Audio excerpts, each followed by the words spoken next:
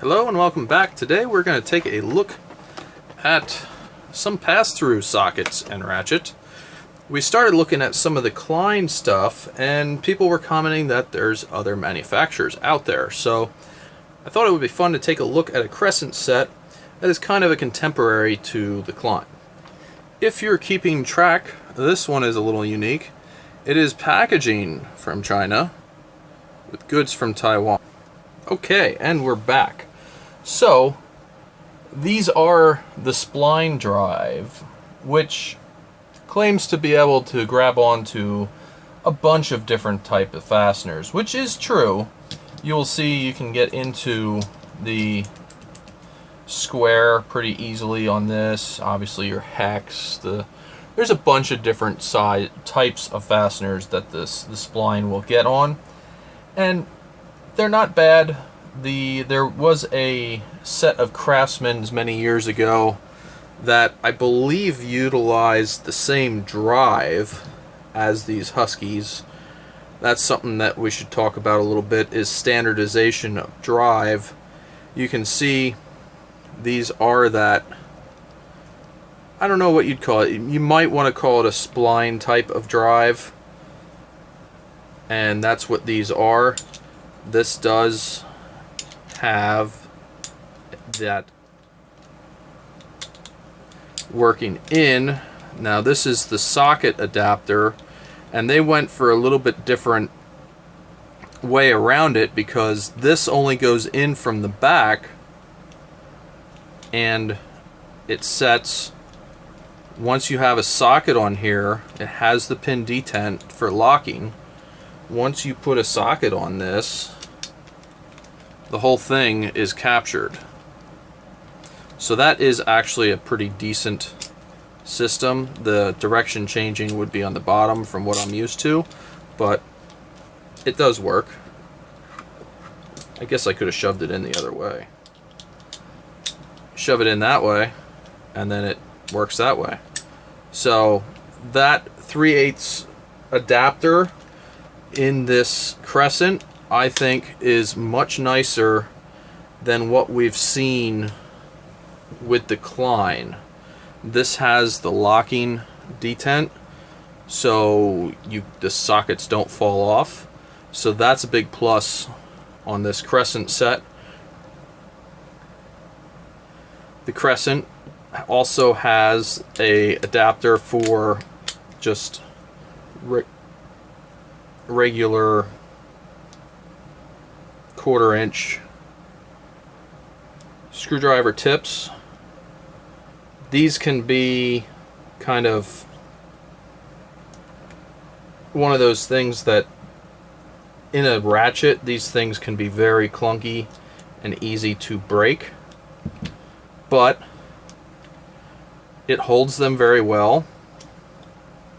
It does not have a magnet in the bottom of it, so you're not magnetizing everything that you're going into, and it's relatively not overly clunky as far as holding these tips and having that stuff in. So I mean, if you really wanted to, if you had yourself kind of jammed up in a situation and you had to put in one of these things, or even if you were going to go and put any one of these longer Allens on, I don't think it would be too bad. It doesn't seem like it would be too janky.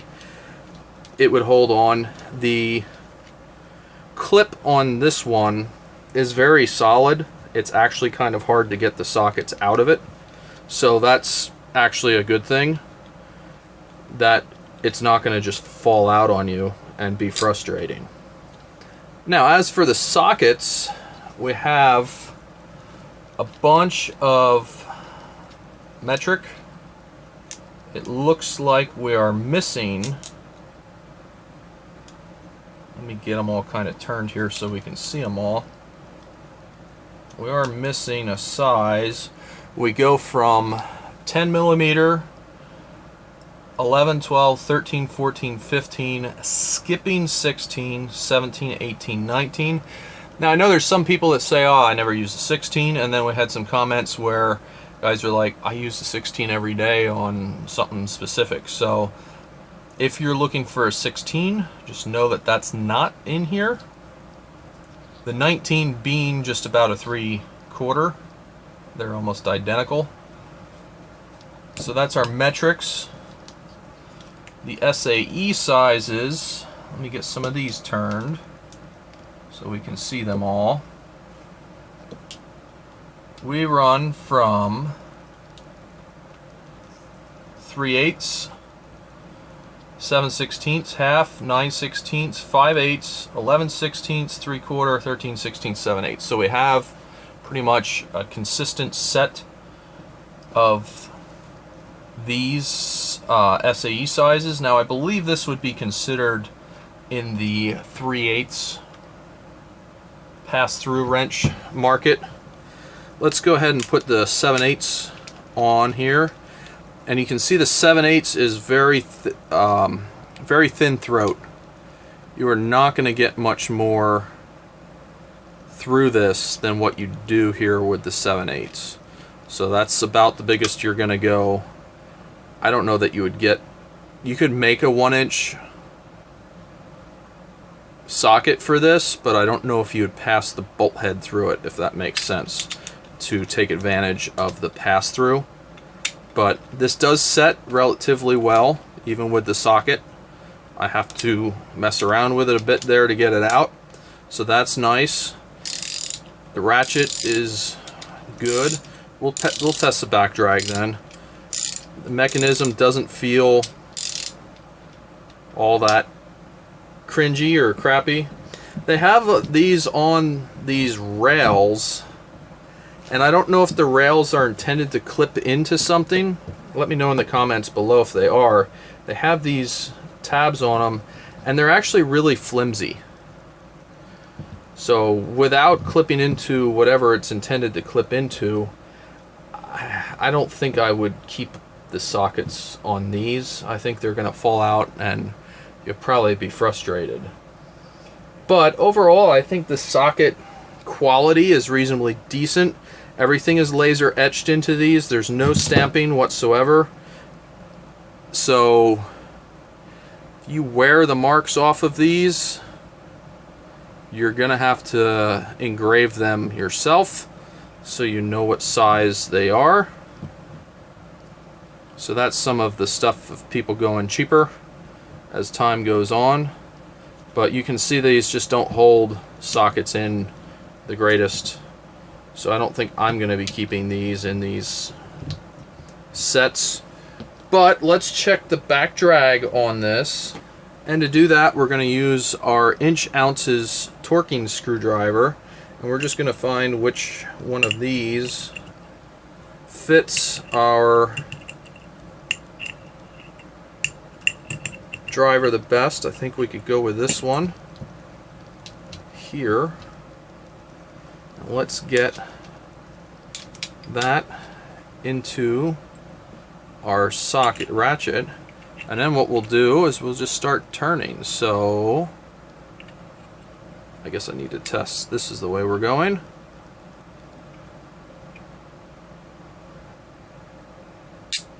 So we have a fair amount of back drag. You can see we're almost maxing out the scale on this thing. We are right around that 9-ish, 8 to 9, we'll call it. Try not to have so much glare on it. About 8 to 9 in that direction. Let's see what we got in this direction. Maxing out the scale. So we're more like 10. Now it's freeing up a little. I should probably turn this a bunch before I test these. So I'd say this is 8 to 9 on your back drag. Inch ounces, which is pretty high for what we've seen on stuff. It's one of the higher ones.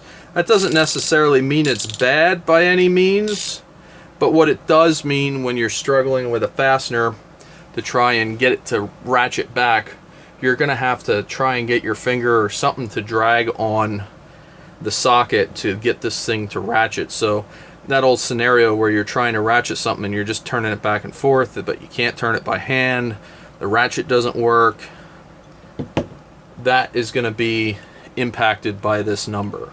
The higher this number is, the more frustrated you're going to be with situations like that. So 8 to 9 inch ounces for the Crescent. I don't know if that's going to be where that falls in the others. We will see as we get into more. But they give you a decent amount of stuff with this set to give you some versatility.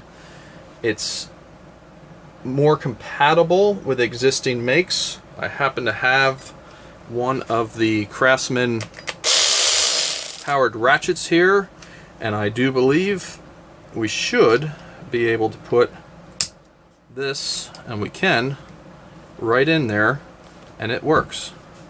Now that is not a great example because of what it is, but there we go. We have the 7/8, and we can drive it just fine with our powered ratchet. We can stick it in either side. You don't want to stick it in that side because it's a direction changer. So there you have it. You can run this, and you can even change directions and use it the other way. So an advantage that the Crescent has is it works with the Craftsman, and I believe the Huskies. They all have this same type of drive system. So that they have going for them, that it is not just a proprietary drive system. You can get other manufacturers' sockets and expand on this set or replace stuff if you need to, because you can get other parts, pieces, and components made by other people to work with this. So another thing that might be fun is, let's see how hard a socket is. I generally never tested how hard a socket was for any of the other sets or anything like that, so I'll just kind of be, this is more curiosity than anything. We are digging in for sure with a 60. Still digging in with a 55. Skating with the 50. So I would say this is between a 50 and a 55 for hardness. And that's something that we could probably check on others as we start looking at other tools. I don't know how big of an impact that's going to have on sockets like this, because you're not putting them on an impact, if that makes sense. I think these would not live well on an impact. Powered ratchet, I think I would be okay with. I don't think I would be happy using these on an impact. I do believe you would strip them out and they would fail. Something else we could look at is, what does this entire set weigh as it comes out of the box? I am not going to get crazy with taking all the sockets off the plastic and everything else. If you bought this set and threw it in your tool carry just the way it is, we have everything on here, you would expect to gain 39.2 ounces in your tool carry. So there we go. I hope this was interesting. We haven't looked at any pass-through stuff in a while, so I thought it would be fun to take a look at this Crescent set.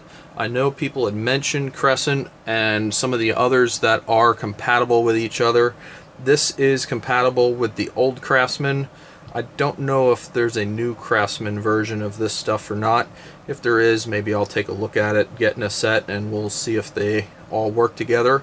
But we're pretty positive this works with the old Craftsman, and I believe the old Huskies. I don't know if there's a newer Husky version or not, but I believe they work with older Huskies as well. If you have this set, let me know what you think about it. Have you had any frustrations? Does this clip wear over time and everything falls out of the ratchet? Or does it just work perfectly fine? I like to hear all of those things. If you know what these holders are for, I guess let me know. They're just kind of floppy, but I see these tabs. I feel like it's for something. Let me know what you think of this set overall. Did you have it? Did you break it? Did you strip it out? What happened? I like to hear all those things. So as always, thanks for watching, and have a great day.